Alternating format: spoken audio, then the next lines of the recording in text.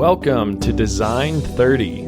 My name is Jason Bilyeu, and in this podcast, I provide design strategies and tools to improve creativity, innovation, and overall design confidence.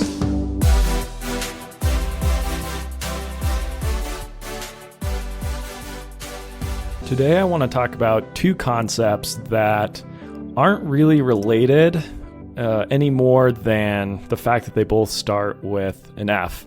And so those two concepts are forgiveness and framing.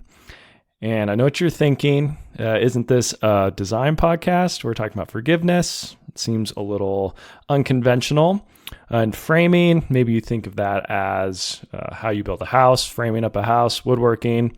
You probably understand how framing could be more related to design, but forgiveness, maybe that one's a little bit more confusing. But as soon as I dive into this, you're going to totally understand how it's applicable to design. So those are the two topics for this episode, and I'm pretty excited to dive into both of them.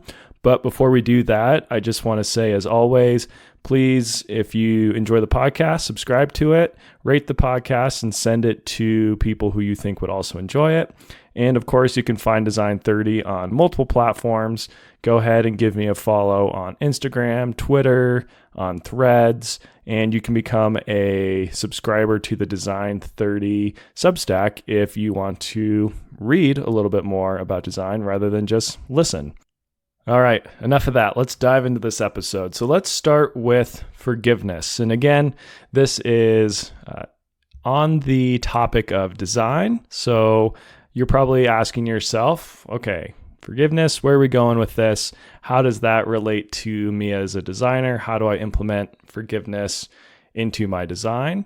And I think once I dive into it, you're really going to understand how this is very much applicable to design. But first, I am referencing this from the book, Universal Principles of Design. It's a book that I've referenced a lot.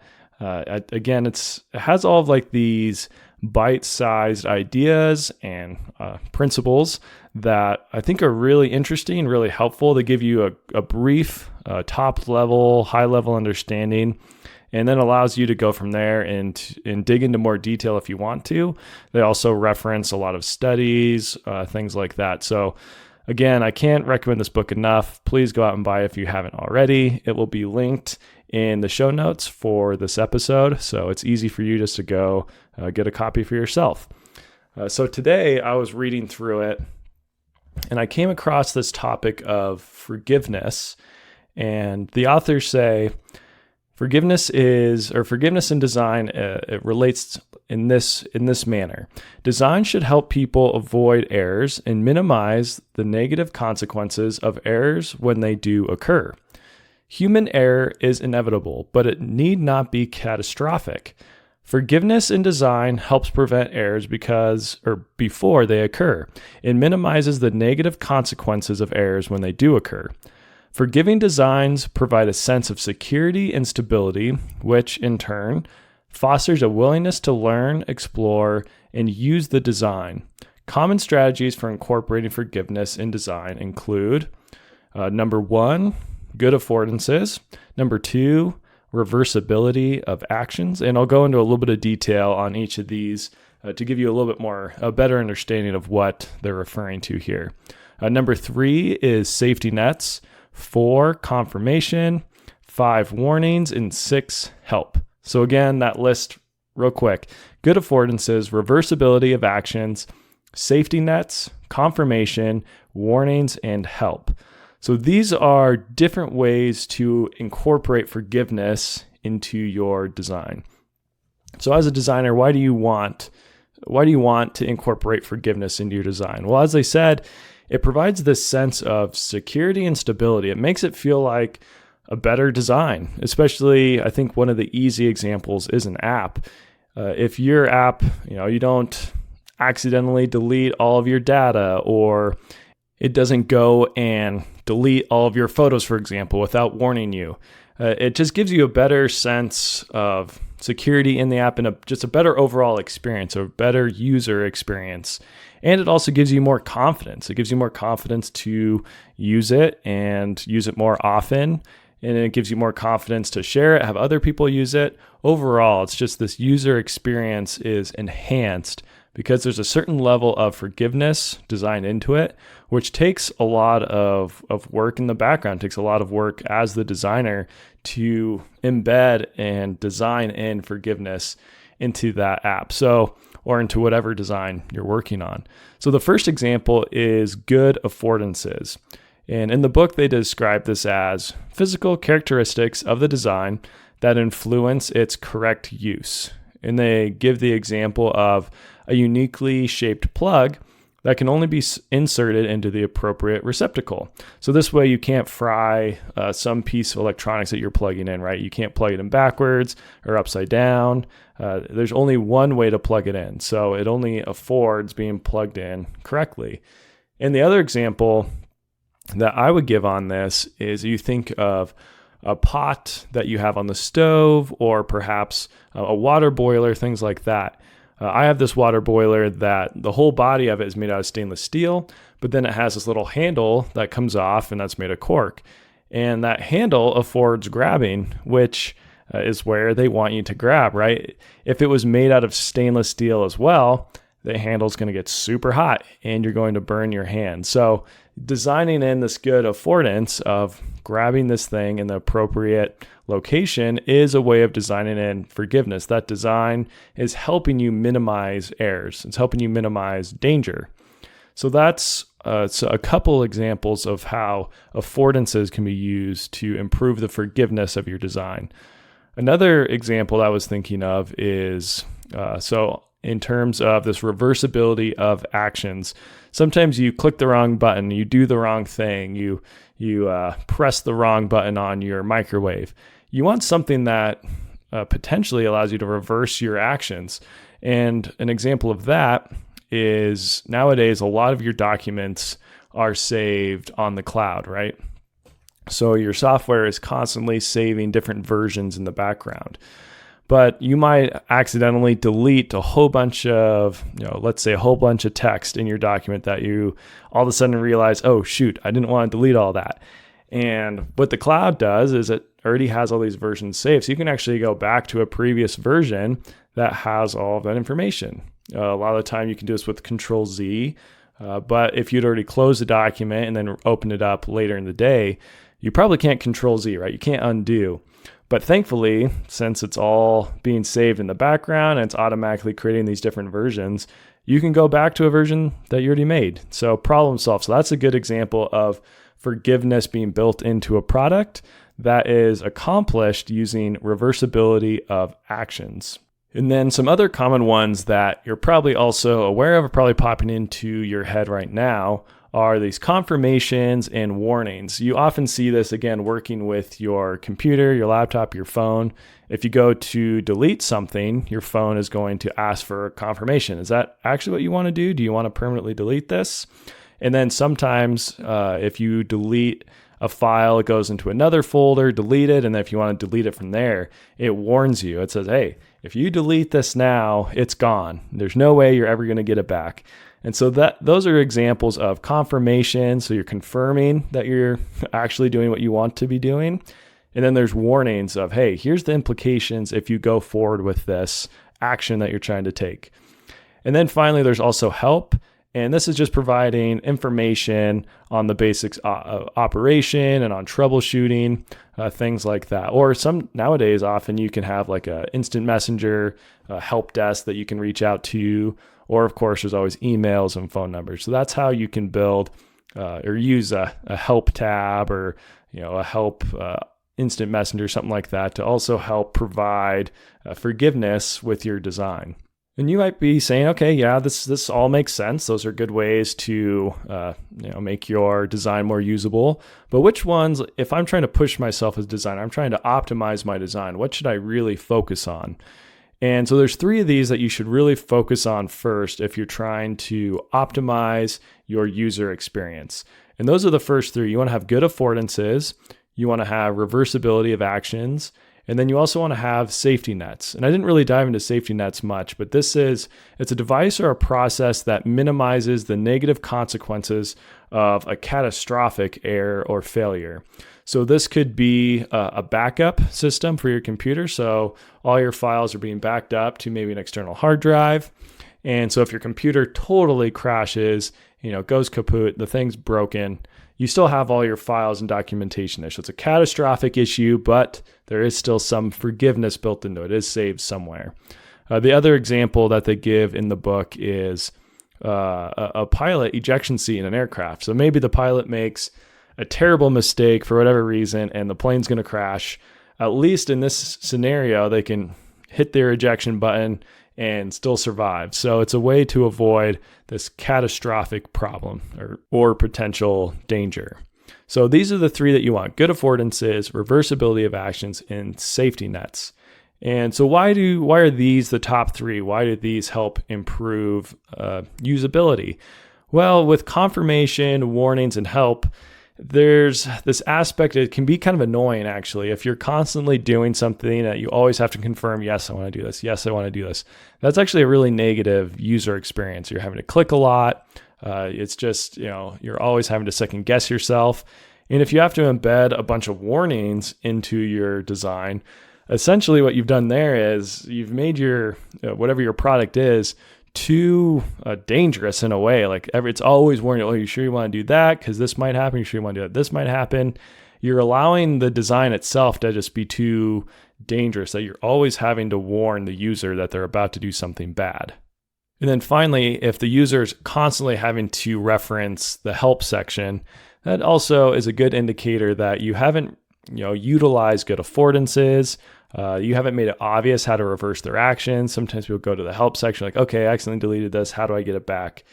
So you want to make those designs obvious and easy to use. That's how you make your design more, how do you improve the forgiveness of your design? And so the authors of this book end this section by writing this: create forgiving designs by using good affordances, reversibility of actions, and safety nets.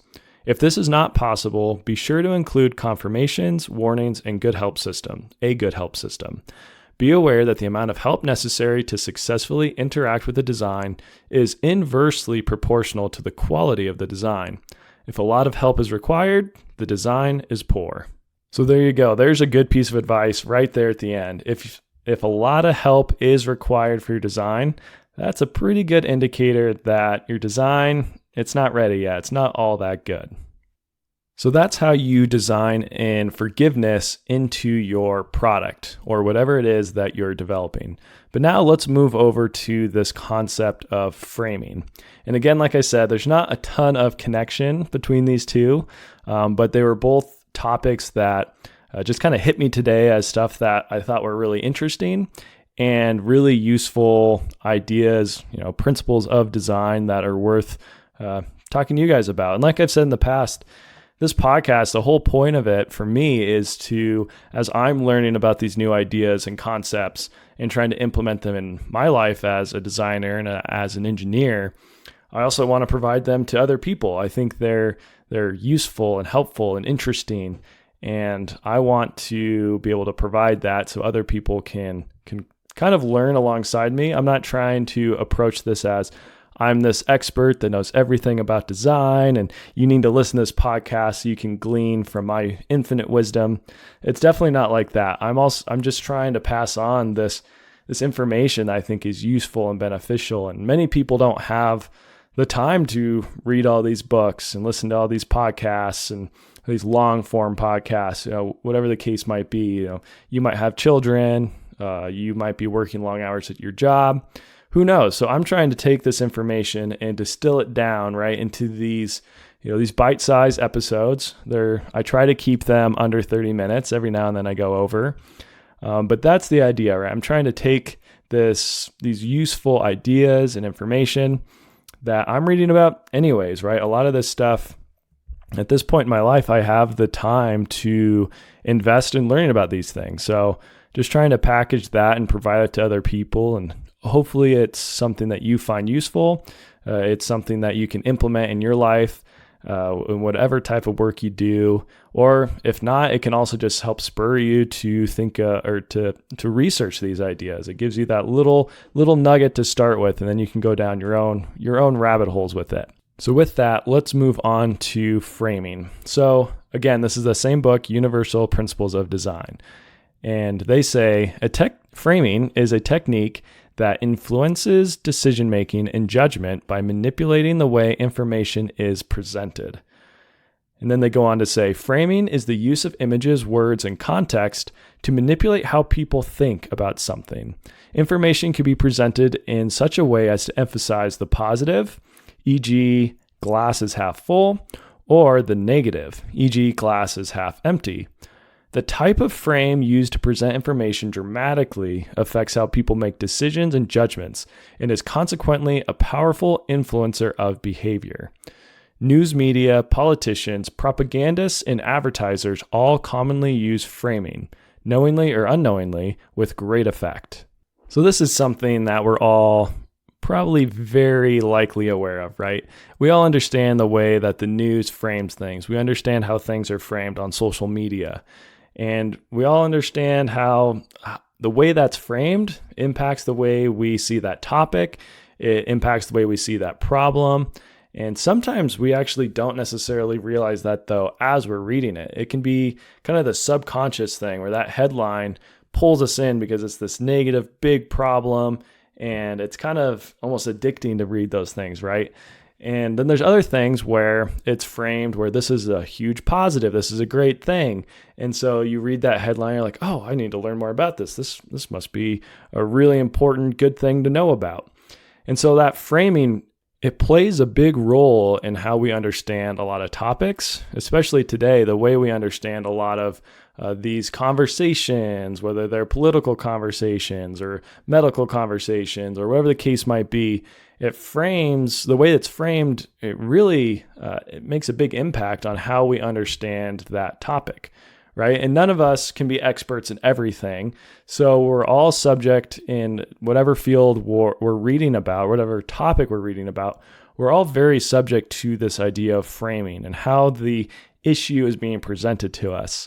And so that is an aspect of design. The people writing these articles are coming at it. There is a design to it. They know that they need to design the headline in such a way as to draw you in. And then they need to design the first paragraph or even just the first sentence in such a way that keeps you reading, right? So, and there's a lot of skill involved with that. And it's one of the reasons why I say, design isn't just engineers. It isn't just architects. It isn't just graphic designers. You can use these ideas of design in almost every single job or workplace you can think of, right? There's different ways to implement it in all these different fields, all these diverse ways. So framing is a huge one, obviously for news, for media, for social media. Like they said, it can also be used by advertisers. Marketing, obviously, framing is a huge design technique used by marketers.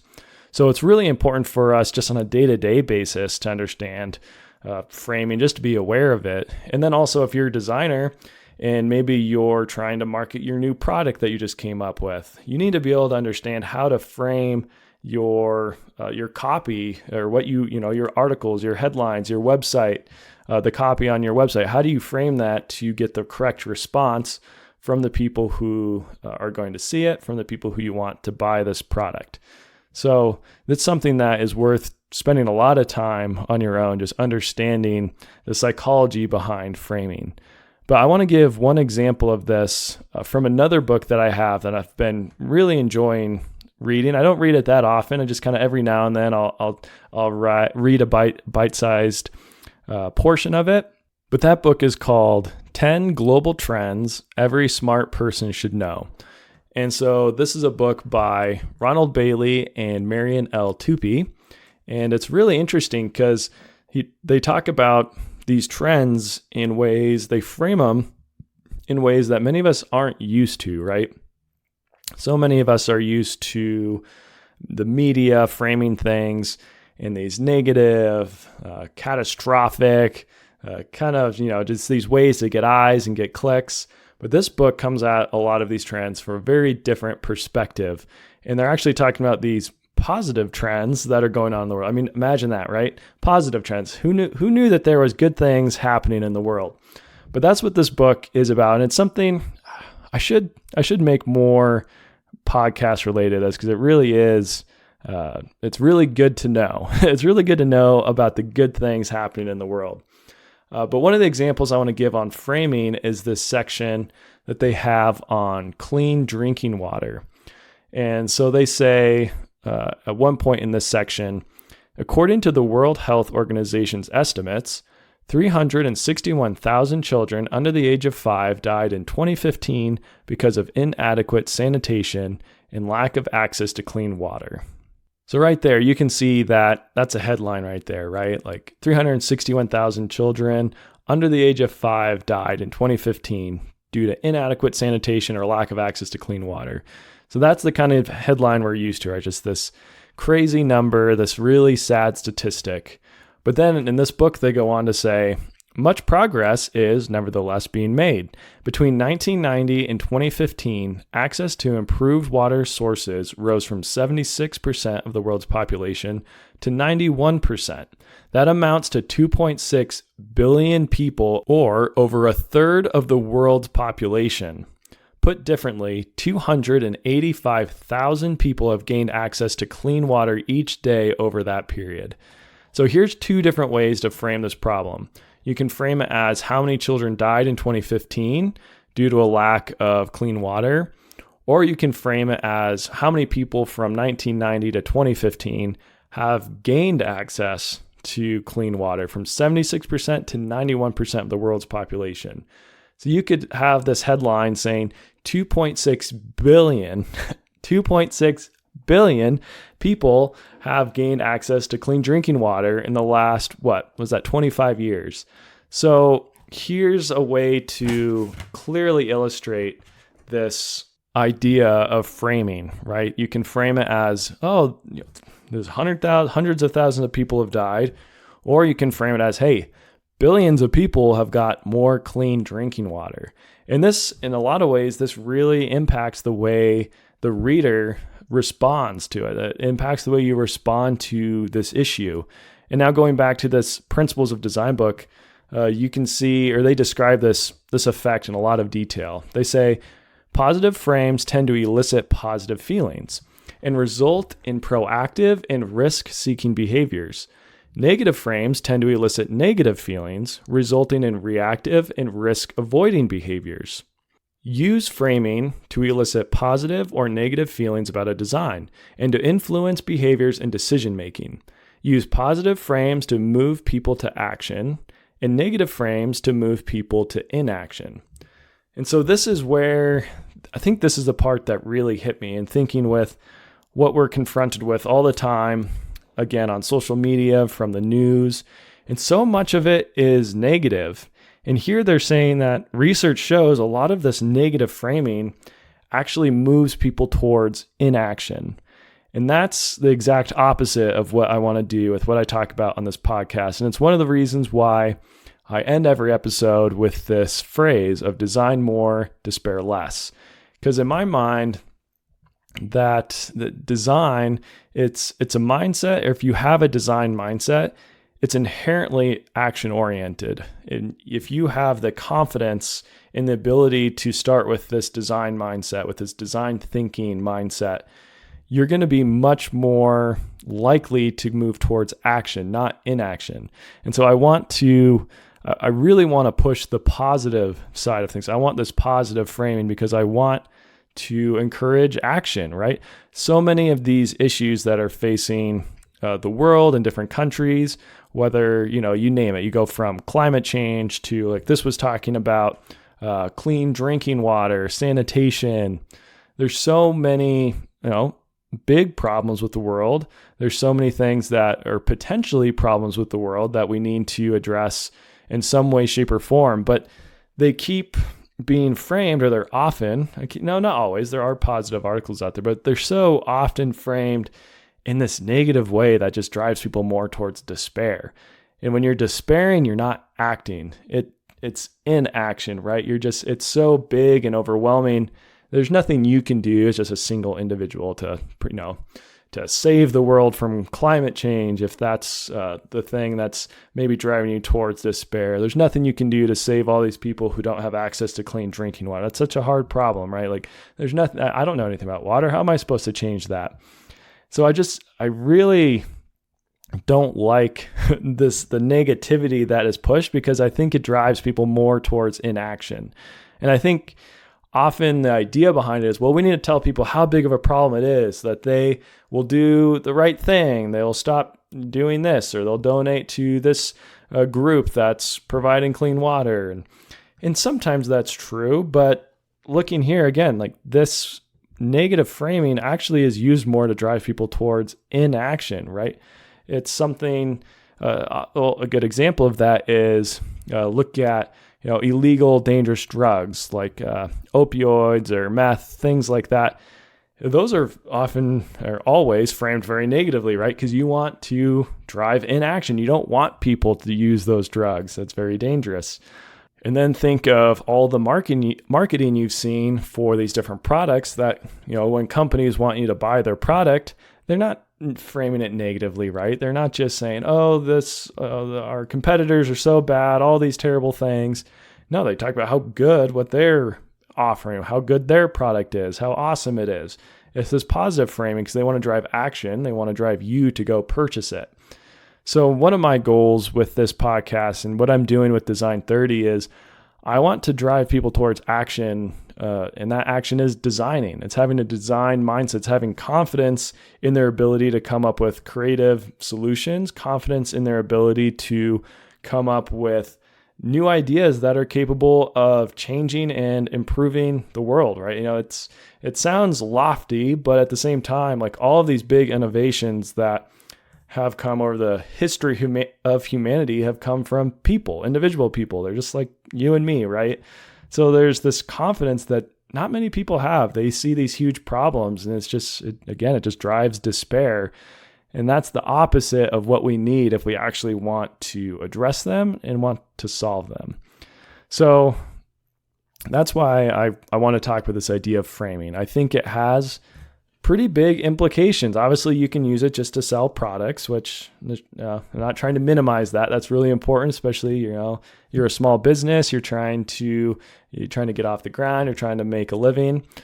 But it also can have, I think, these really big impacts on us as individuals and what we're willing to act on and what we're not willing to act on. And if you sum that up over enough individuals, it has this huge impact on the world and what we're willing to do on a global scale, what we're willing to act on, what we're not willing to act on, and what we believe we actually have the ability to change. So kind of summing that all up, as this podcast progresses, one of my goals is to positively frame a lot of these issues, these ideas, these thoughts, to drive you towards action. You have the ability to do big things, right? And I'm talking as much to myself right now as I am to whoever's listening to this.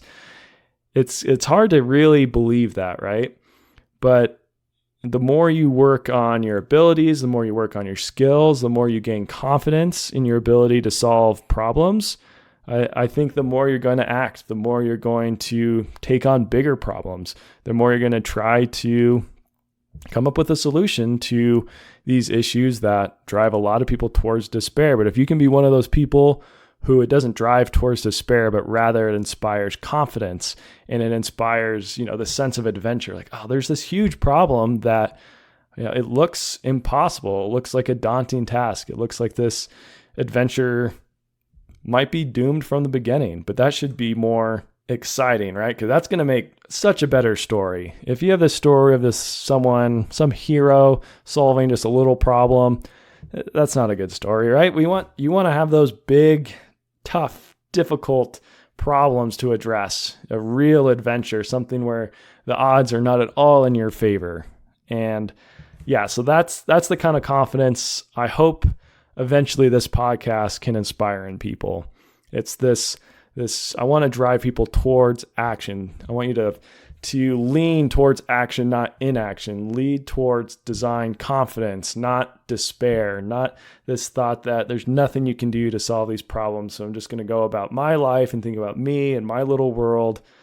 It's trying to shift this mindset to these things that seem bigger than you, but that you actually have the ability to do something about. So I'm going to leave it there for now. I'm going to get off my soapbox. And I hope this was an interesting episode. I hope it got you thinking a little bit. I hope you learned how to implement forgiveness into your designs and how that's actually a really practical way to improve the user experience. And then also, I hope you thought a little bit more about this idea of framing. Maybe it just kind of refreshed this idea in your mind, and you're going to see how it's used in the world around you. I mean, look at when you're on social media today, when you're reading through the news, think about this and think about how these thoughts and ideas and issues are being framed and being presented to you. And what feelings that actually brings up inside you. Does it make you more eager to act and to do something, or does it make you less eager to act? Does it drive you towards inaction? So that's all I have for today. I hope everyone has an awesome Monday. And as always, remember, design more and despair less. Thanks for listening.